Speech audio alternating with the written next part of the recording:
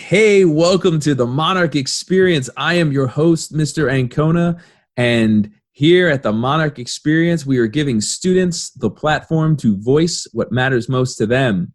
And today, oh man, am I excited for the former student that we have, class of 2012, former Memorial Monarch, Jagan Mosely. Yes, that's right. The Jagan Mosely of the Georgetown Hoyas. We're going to give a quick major shout out to Mr. Styler and Mr. Fine for kind of helping me, through the creative process of figuring out the questions I wanted to ask Jagan, where I wanted the conversation to go with Jagan. I didn't want to make this a conversation that was just purely basketball related. I didn't want to make this a conversation that was purely just, what are your memories back at Memorial related. I wanted this to be a conversation with a really, really great person about his experience at Memorial in, Marlboro, New Jersey, growing up, and then going on to Georgetown, but also about his process, how he handles failure, how he reacts to failure, how he reflects on good things that have come his way, the confidence that he's had, the people that have kind of helped him along the way, achieving all of his successes. And, I think that all of what you're going to hear in this conversation, it's applicable to any aspect of your life. There was a lot that you're going to hear that Jagan and I were talking about that I found myself applying to, the way that I do this podcast, the way that I teach, the way that I am as a human being, as a communicator. And I think that you're going to absolutely love this episode. So without further ado, let's dive right in. 2012 undefeated Memorial champs, New Jersey Player of the Year his senior year, 4-year varsity player at St. Anthony's, the Big East Sportsman of the Year, and the guard for the Georgetown Hoyas, Jagan Mosely. Jagan, thank you so much for being a part of the Monarch Experience podcast. Things have probably changed a lot for you as well as for Memorial since the last time you were there. How's everything going? It's been crazy. I appreciate you having me. I've been trying to get back to Memorial, but, every summer I have to go to school for summer classes, and it's actually like my longest period of time being home, and I can't even leave the house, so it's been kind of weird. Yeah, I'm sure that's got to be quite unfair. You're finally home, you finally have time to catch up, and it's not going to happen. Can't go anywhere. Yeah. So, before we jump into this, I was talking to Mr. Styler and Mr. Fine just kind of about like your accomplishments and just trying to get an idea of because I followed you in your career the last couple of years, mainly really just with you as the human, you as the person, and like all the accolades that you've had and the successes you've had, they're amazing. And I have to confess, I'm not a big college basketball fan. I'm kind of following you and like your legacy and like all the things that you've been doing and your impact as the man. And Styler and Mr. Fine really kind of helped me, get an idea of all that you've done, since on the court. But Styler's got a pressing question that he wanted to ask you. Yeah. He wanted to know that despite being older, he wanted to know if he's still a better dancer than you. I don't think he was ever a better dancer than me. So I don't know where that came from. I think Styler likes to pretend that he is this Justin Timberlake, Michael Jackson prodigy. Whatever helps him sleep at night. Is that kind of how he was? Did he coach you when you were here? Or was it Mr. Pags? No, it was Mr. Nacedis. Oh, Mr. Nacedis. Oh, man. It's been a long time. It's been a while. Yeah, I actually think he might have went to Marlboro, I think maybe the year after I left or 2 years after. Okay, because then Pags took over and had Styler helping him out. That makes sense. Mm-hmm. Have you talked to Nacedis in the years? He'll like tweet me and we'll text back and forth a little bit, not consistently, but we stay in touch, especially because I share the same birthday as one of his kids. Oh, yeah? Especially when our birthday's coming up, yeah. Nice. You got a birthday in May, right? May 15th. I'll probably still be inside for it. But, oh, no, don't say that. I hope May 15th. Maybe we're allowed outside for a little bit.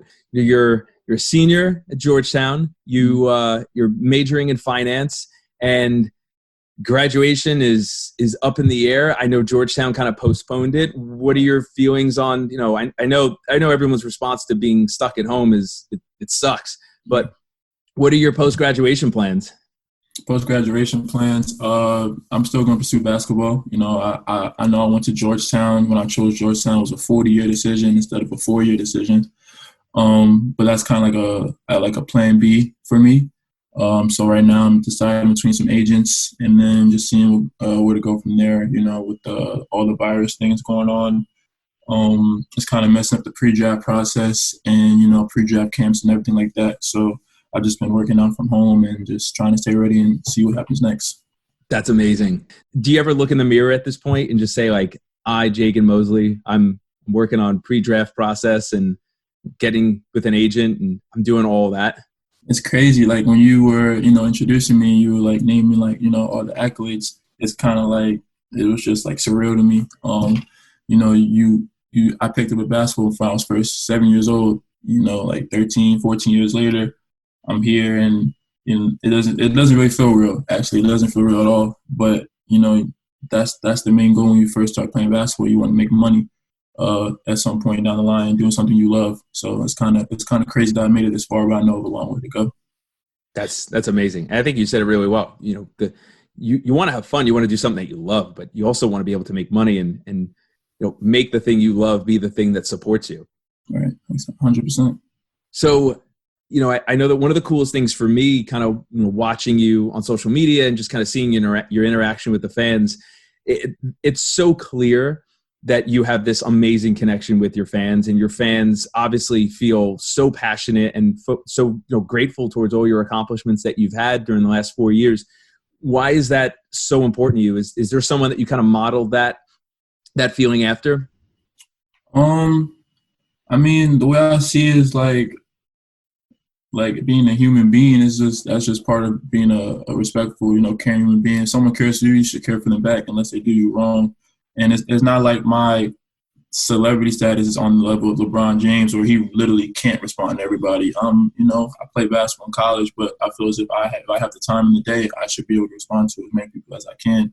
And, they look up to me just like I looked up to some people when I was a younger kid. So I feel as if it's just me doing my due diligence for people that support me. Was there anyone that kind of ingrained that in you, or is that something you just, for as long as you could remember, that's just always been your personality? I think that's just been my personality. Like I never was really told like, oh, you should respond to these people or you should show them love. It was just if someone shows me love, I'll show it back. I think that and I think that speaks towards you as the person that you are. It's all about like I read somewhere you may when it comes to like I know you said celebrity in quotes, right? But like to your fans, you are a celebrity. In one way or another, you are a celebrity. You're someone that they follow, they look after, they model themselves after, of all ages. And, we'll talk about the girl with the sign in a second, because that was kind of like blowing up on Twitter a little bit. It was really cool to see that. But, there was a quote that I heard, I think it was Ronnie James Dio, the heavy metal guy. He said, give everybody their moment because you may forget it, but they'll never forget it. And I think that idea that what you just said, if they're going to give you love, that, you should be able to give it back to them. It's a beautiful thing. The girl with the Heart of the Lion sign. Talk to us a little bit about that. When did that happen? And then I know you were able to get in contact with her. Mm-hmm. How did that process unfold and what was her reaction like? So I think we played I want to say Xavier. So it might have been our second to third to last home game. And it was kind of starting to dwell on me that, out of all the home games I played, that this was like one of my last. And so there's this account on Instagram, it's Hoya.Saxa. And I think her name is Christine or Christina. I don't want to mess that up. But she's been taking pictures of at the games from my freshman year, actually before my freshman year, but, from all my 4 years that I've been on the team. And I've started following the account and see all the pictures she's posted. And then I see that picture. And the first thing that like dawns on me is I want to meet her. Like, I don't really get to look into the crowd during games. So I don't really see any signs made, but seeing that she personally made a sign for me, and the caption was that her mom, the girl's mom, told Christine that she'd spent a lot of time making it. So if someone's taking time out of their day to make a sign for me, I definitely want to take time out of my day to meet the girl. So yeah. That's awesome. And dude, she's going to that girl's going to remember that for so long, and that you took the time, because she spent all that time making that poster, and you took, a couple minutes out of your day or whatever to to just kind of chat with her and get to know her. Like those are things. How old was she? She like 10, 12? She said she was 9. Oh, wow. 9, I think. Yeah. Yeah. You're making an impact on people for really good reasons. So let's kind of backtrack a little bit. You went to Memorial, you were undefeated champions back in 2012. You graduated in 2012. That was my second year. And I still remember where you sat in my class, like right in the middle. It was a third row. It was like third or fourth seat. I still tell people every once in a while where I'll be like, that was Jagan Mosely's seat. And they're like, what? I'm like, yeah, I remember that exact. I haven't moved that one desk. That one desk has not been moved. I can't say it hasn't been clean now because, obviously everything's getting scrubbed down. Of course. So I can't make that joke. But, in all seriousness, it's really cool kind of looking back and seeing that, 2012, I still remember, and I want to hear your take on this because I still remember the buzz that was going around in that building before the last 2 championship games, or at least the ones that were at Memorial. And I still remember like the gym was packed, like standing room only. Like you couldn't even like squeeze people in there. And that's not something that we normally have or have had since. We've had some nice turnouts for any sporting event, but nothing like that. It felt like it was electric. There was, what are your memories of that? I know it was a long time ago. Yeah. I mean, there's a few games that I remember in my middle school career, and like I remember one was when I was in 7th grade, actually, and I was playing with George Elgood, Jai Zemlak, all those guys. And I think we lost the championship that year to Wall. And I remember the gym being packed. That's the only thing I can really remember from that gym, that game. And I remember that game. Yeah, that game, and then the student versus teachers game was the one I remember the most too. Your 8th grade year or 7th grade? I think 8th grade year. I think I tried to dunk and I missed, but like the gym went kind of crazy. But I was just like, I kind of felt like I should have made it. I definitely remember people egging you on to dunk. And I still remember people being like, is he going to dunk? Is he? And I was like, I don't know. I hope not. I'm playing in the game. Yeah, I mean, people were telling me to do it like week before the game, so I tried it out. I wasn't able to do it at the time of my life, but I kind of wish I did. It would have added to the legend, but Oh, totally. Wait, so you had never dunked leading up to that point? I don't think so. I might have just been like jumping and like grabbing the rim in practice, but I don't think I dunked in the game. So no. Oh man. Yeah, I just did try it out. I mean, it's like an all-star game. Why not? Right? Yeah, exactly. And what's the worst that could happen? I could fall my back. Yeah, exactly. We've had enough teachers get hurt during those games. I think that was one of the last years that we did it. I think like 3 years. Oh, you don't do it no more. No way, man. It's we had it was fun, but after a while it kind of got what's the word? Pathetic. Watching I'm gonna be honest, it got really pathetic watching watching like Mr. O'Leary and maybe like one other person like actually look competent. And then the rest of us, like, like sucking wind on the side. We're like opening the doors in December to try to breathe. Who's coughing up blood on the side? No, no, we actually had some people get hurt. I think Bruzy tore an ACL.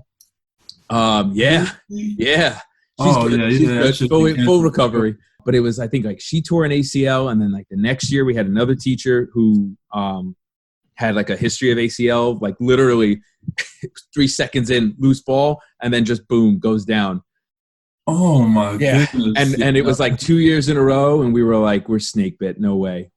So they ended that. You know what's cool though? What came out of that though? We do I don't know if at St. Anthony's they did like a battle of the classes or anything like that.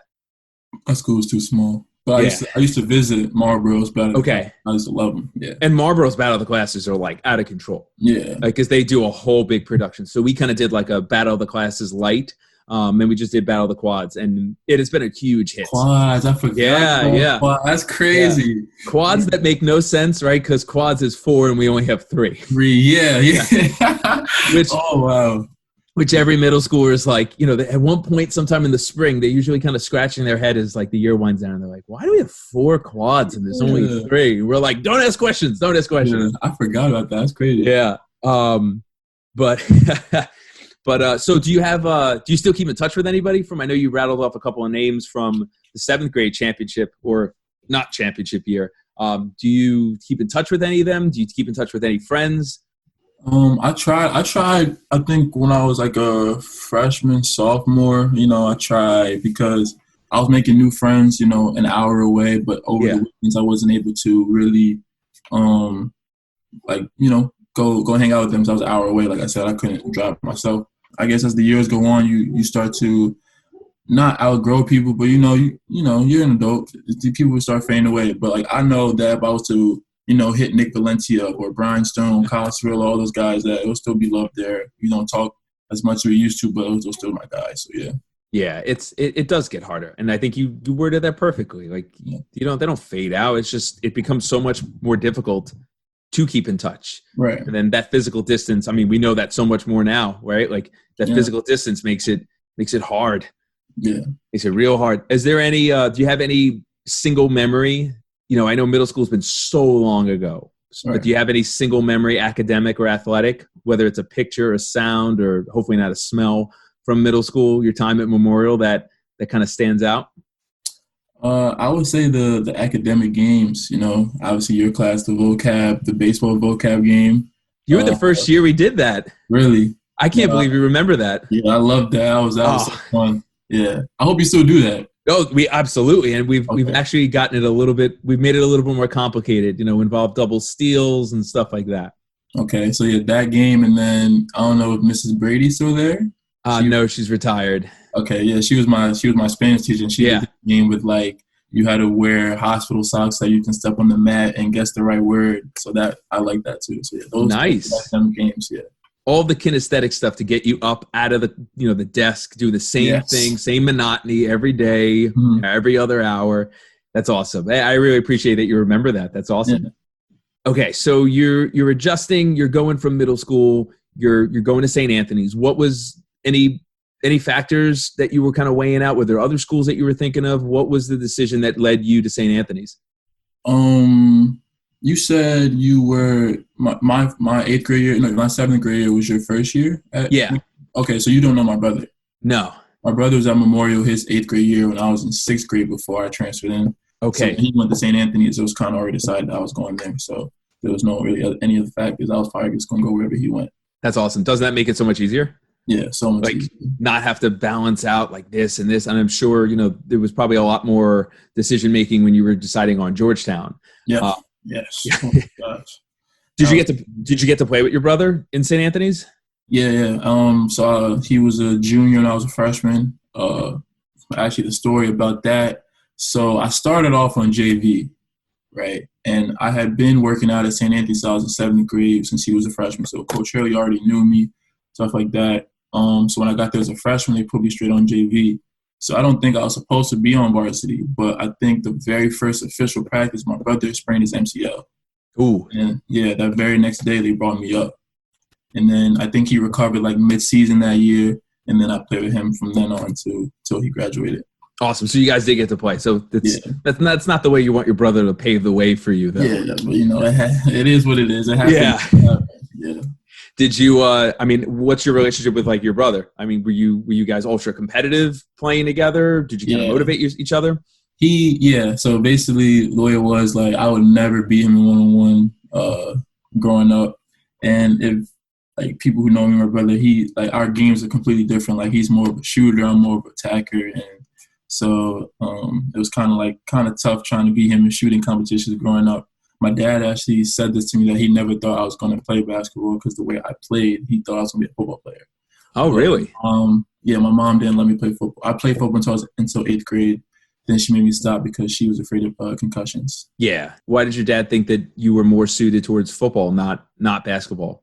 Because Chetty was born with more skill than I was. Okay. My body and skill didn't really start coming together until I was a junior in high school.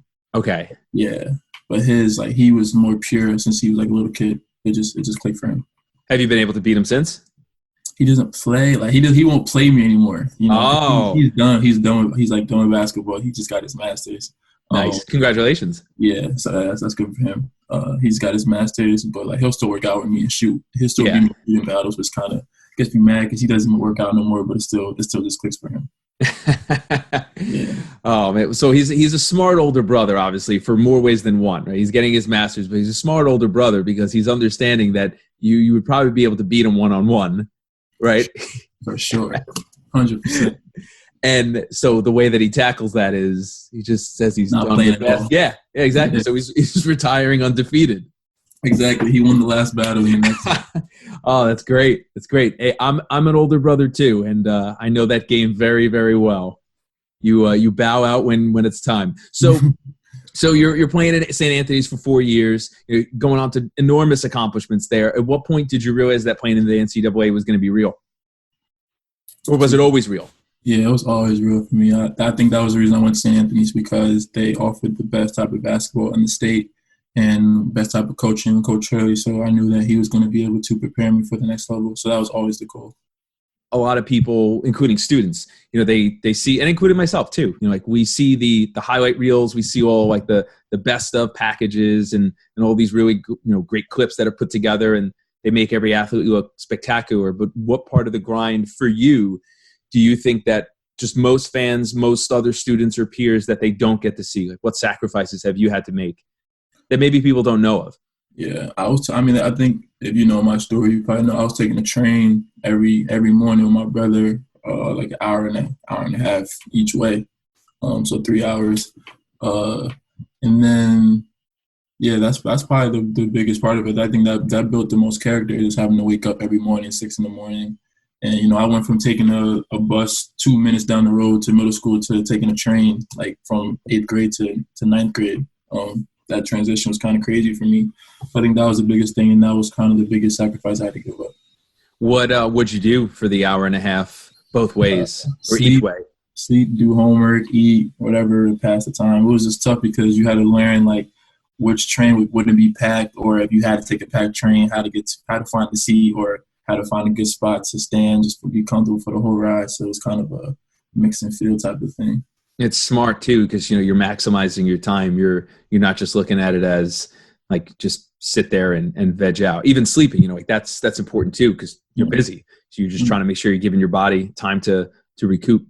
So to me, this is a question I got to ask you as a former student, but also as a successful person that you are.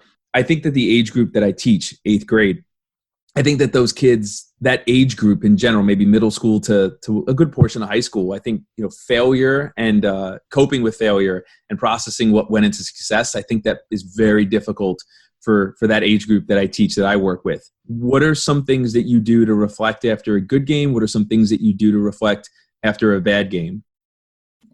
I think after every game, I go back and I watch the film. It's definitely difficult watching losses because you get to see like what little thing could have went differently to turn that L into a W.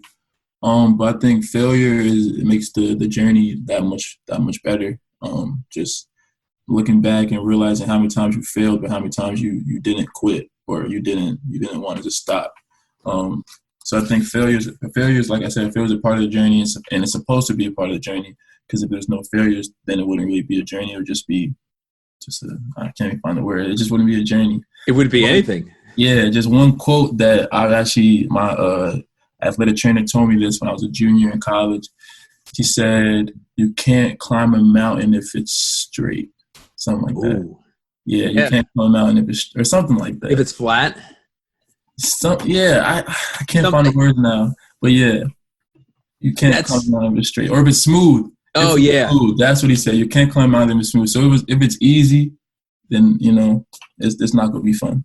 Yeah, there's so many things. There's so many like sayings. Like I know one for me that I always say is, if it's easy, it's not worth doing. Right. As far as like an academic challenge or whatever kind of challenge you're faced with, and I think you all those things that you just said like hit home in so many different ways because I was for me, I think that you said it's a part of the journey, it's a part of the process, and I think that sometimes people look at failure as, and especially the age group that I'm working with, I think a lot of my students sometimes look at failures as just kind of something that, why did this happen to me? As opposed to this is happening to everyone. Right.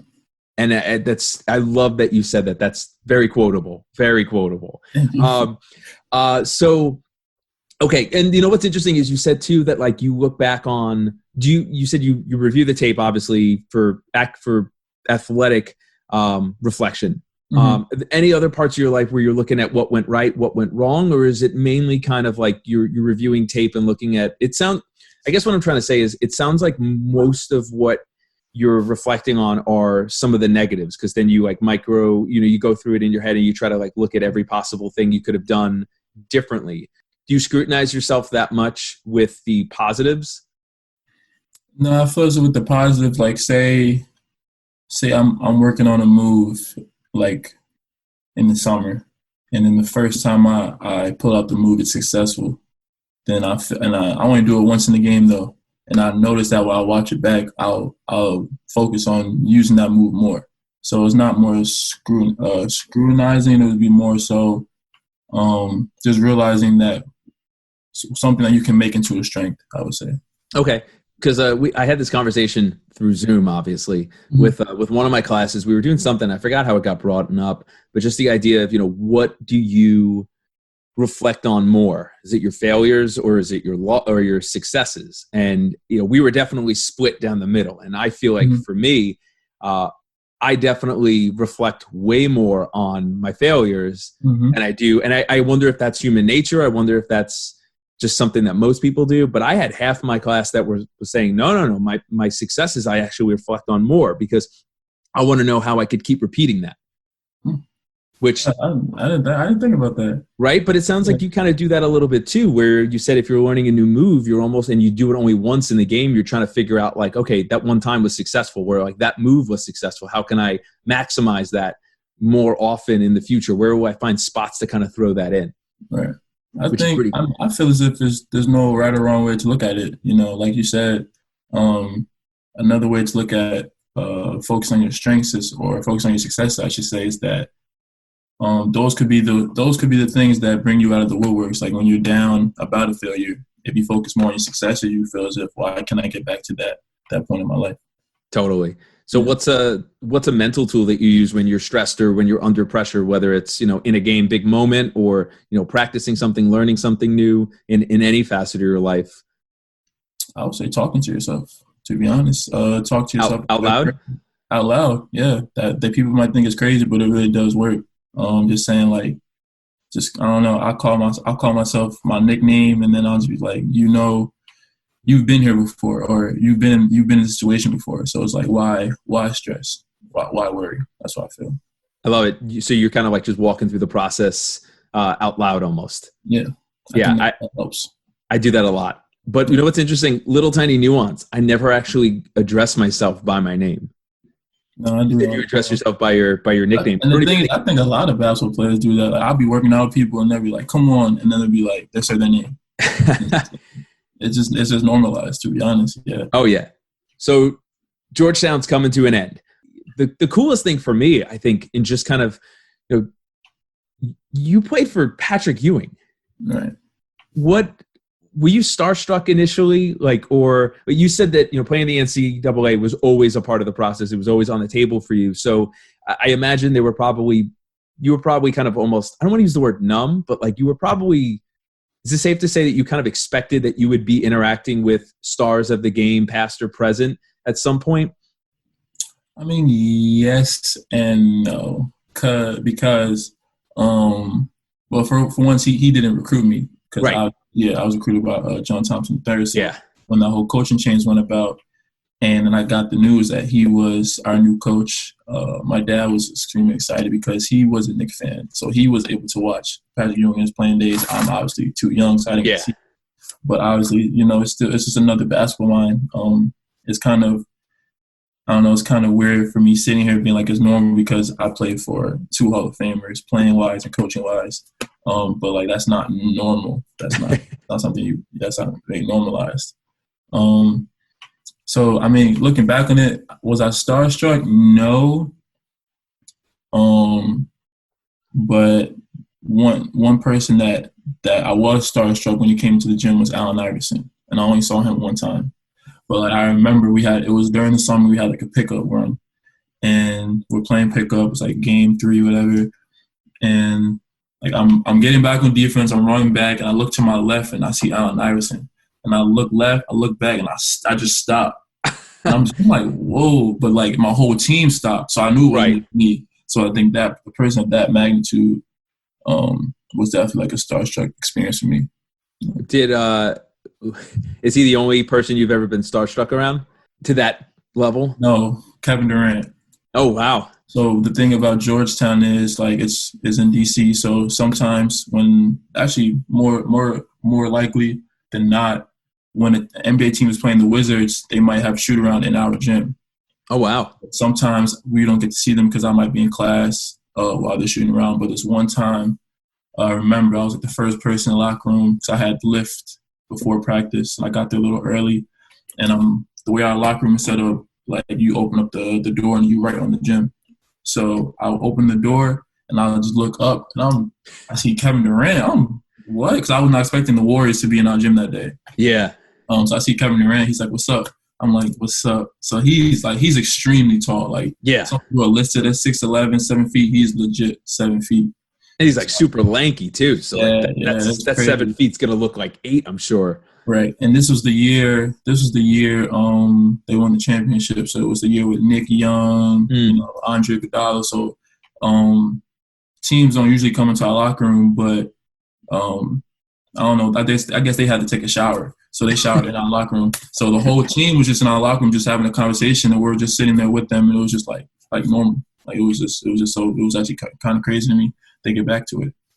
That's unreal. That's unreal. So you've got this incredible moment, I know, and I remember the dunk against Seton Hall. I'm sure you probably talked about that like nonstop, right?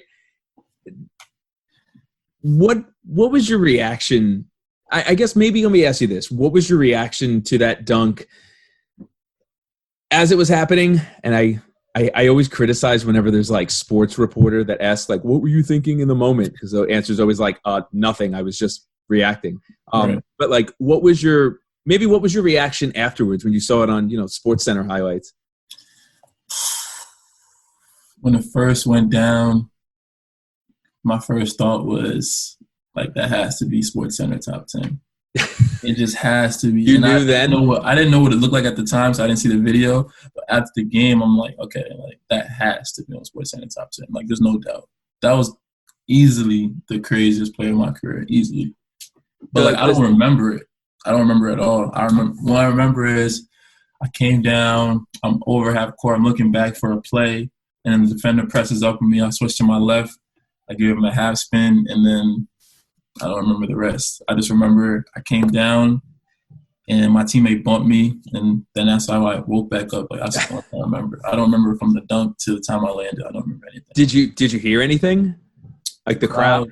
The crowd went like silent. I wish it was a home game because it was a home game. So much better. Right. But the crowd just went silent. Isn't that the best thing to do as the away team? Sure. Get that home crowd to hush. Quiet. Yeah. That's the best part. Yeah. Because the video is amazing, but I think what's even cooler is there's some really great stills where you're just looking over the guy and the guy's got his head down. 23, and it's an awesome picture. It makes me crack up every time I see it. No, a lot of people don't know. I don't think I ever told this. So I'm cool with Miles, number 13 on Seton Hall. So after the game, this is when we're about to load up to the bus. I think he was still downstairs, and their locker room is right by where we exit out of. So he was talking to number 23, and it's the first time I met him. So the first thing he says, like, "Oh, don't come near me." Like, he was like, trying to be funny. Yeah. So that's the first time I met Sandro, and then So that's a lot of people don't know that. That's awesome. That's funny. I guess you said at one point that the NCAA was always on the table. So I'm going to assume that you always felt that you belonged. Is that a fair assumption? Yes. Okay. Was there any point that you kind of realized like the magnitude of what you were doing, or you're just so, your nose is to the grind, you're working so hard, you're in it. So it's kind of hard to, I guess, take a step back. Has there been any moment, I guess, over the last month where you've taken a step back and kind of just realized like how much you've accomplished so far? I would say coming home a couple weeks ago, I'm looking around my room. I see trophies. And this picture when I was in 7th grade, it's kind of, like I said earlier, it's like it's surreal. When you're in the fire, you don't really recognize you're in the fire until you make it out. Yeah. So, I was in the grind for 4 years, and it just becomes routine. Just waking up every day, going to the gym, working out, running, stuff like that. Like now that my college career is over, it's kind of like I can look back and think like, oh, even though it didn't go 100% the way I wanted to, it still were a lot of highs as long as some lows. Yeah, and it's like I love that you're saying how when you're in it, obviously you're working so hard, and it just becomes a part of the routine. And I think that speaks towards your work ethic. And I remember, I was talking to my wife right before I came up and started doing this, and I was like, I remember Jagan just being so serious, but not like you took yourself too seriously. But I just remember you being studious, and just like you took your work, your academics, you took like the process, you took all of that seriously. I didn't obviously know you as an athlete, I knew you as a student, and that's what I remember about you. And I think it's kind of cool that as I was looking up some quotes that your coach, it's cool to say, Coach Ewing said. For me, I guess I want to circle back to that for a second. I love the honesty of like, no, it really wasn't like this starstruck moment playing for Patrick Ewing, because you didn't see him play. Right. But it's so crazy because like, I when I was in middle school, like I was into basketball. I loved the Knicks because the Knicks were good then too. And right. I remember, Ewing and against the Spurs and all of that, and Latrell Sprewell, like all. So it's like those are names from like my youth. So it's nuts. So I guess like the way that that you reacted to like Allen Iverson is kind of like the way that I'm reacting to Patrick Ewing, and that's what's so cool about it, is it's like it's always generational. Right. So he said, quote, his heart, his effort, his energy, his intensity, his leadership, everything that encompasses him is going to be hard to replace, and I love that about him. What do you think your legacy is at Georgetown?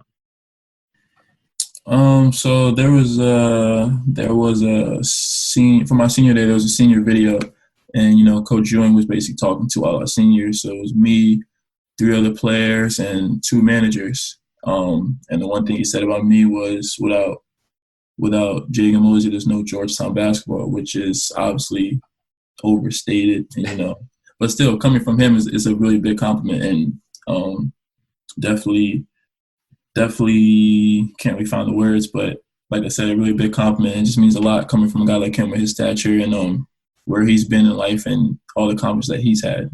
Yeah, I'm sure he's seen a lot. So to be able to send that praise your way is enormous. Right. How hard was it balancing majoring in finance and being the heart of your team?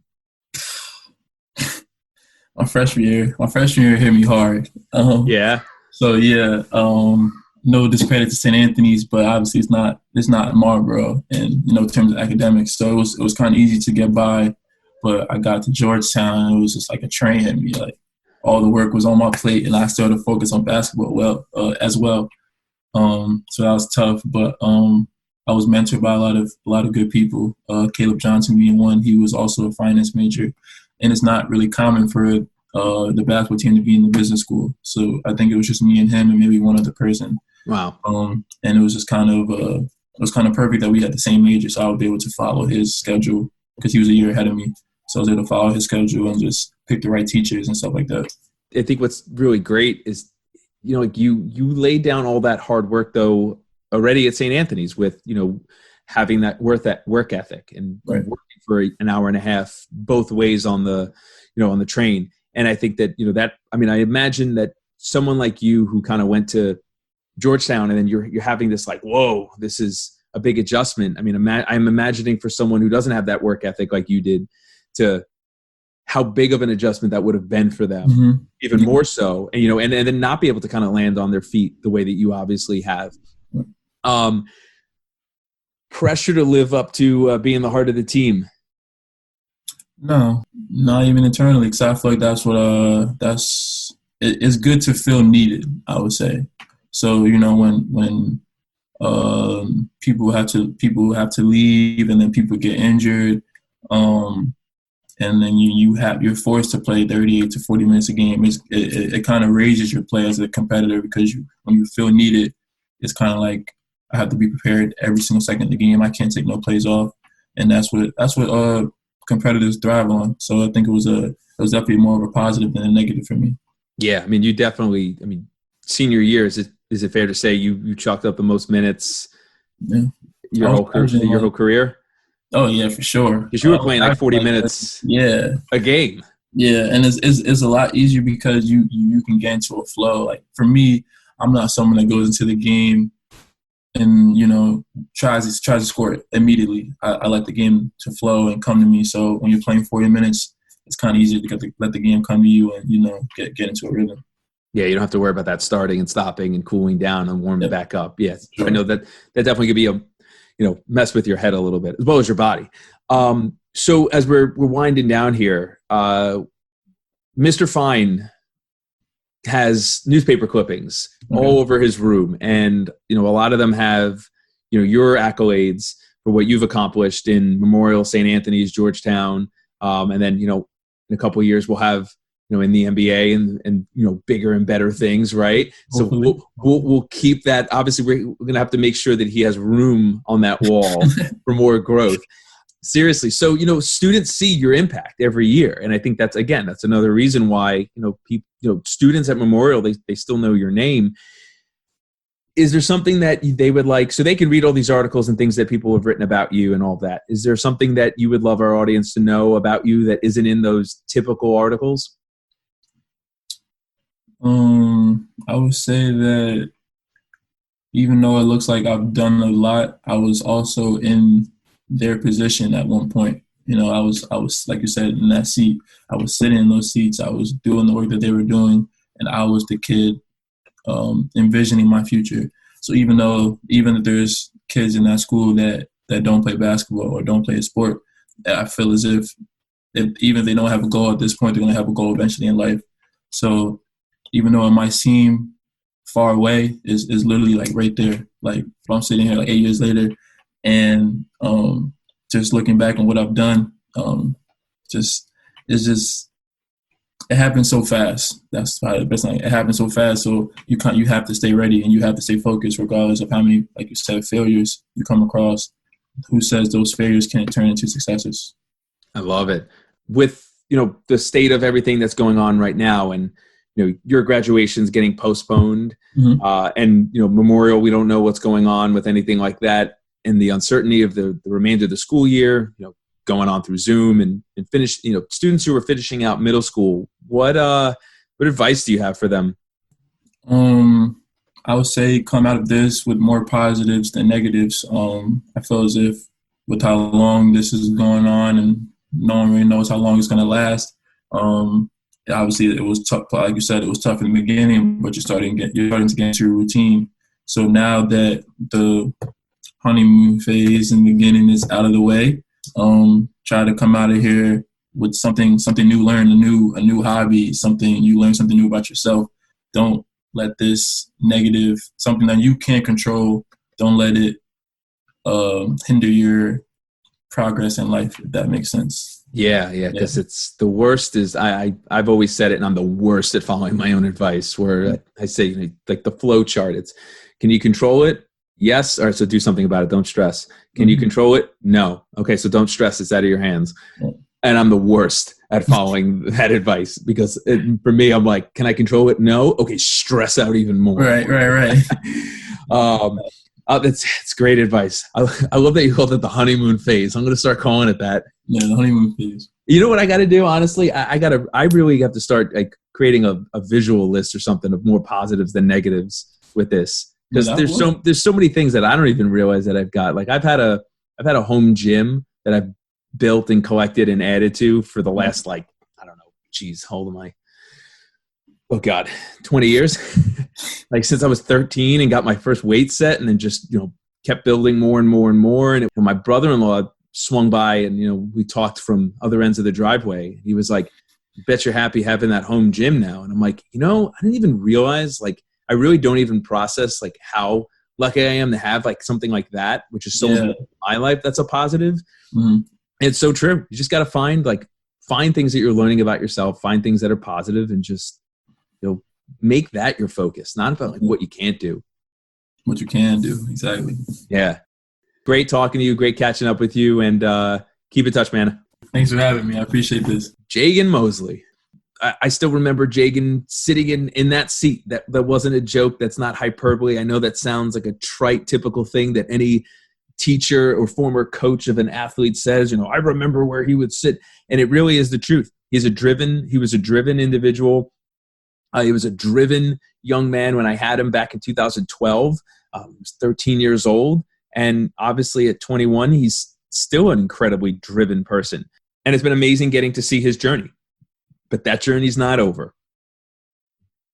Well, listen, if you were a fan of this episode, like I certainly was, I think I'm allowed to be a fan of my own podcast. And in this episode, I've wanted to do this for a while, and circumstances kind of, didn't allow that to happen face to face, but it was amazing getting just to chat with Jagan. If you're a fan of this episode, let Jagan know. He's the kind of person that's going to respond to fan feedback. And if you're going to give him love, he's going to make sure he gets you love back. And if you're a fan of this podcast, you know where to find us. You can find us on Stitcher, Anchor.fm, our hosting platform, iTunes, Apple Podcasts, Google Podcasts, Yahoo Podcasts, Bing Podcasts, Firefox Podcasts.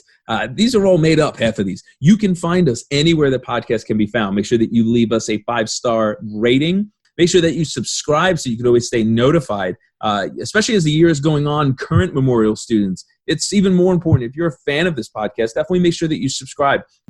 A big reason why is, it's not going to add to my subscription numbers or any nonsense like that. Again, this is done for my love of connecting with people, with connecting with students.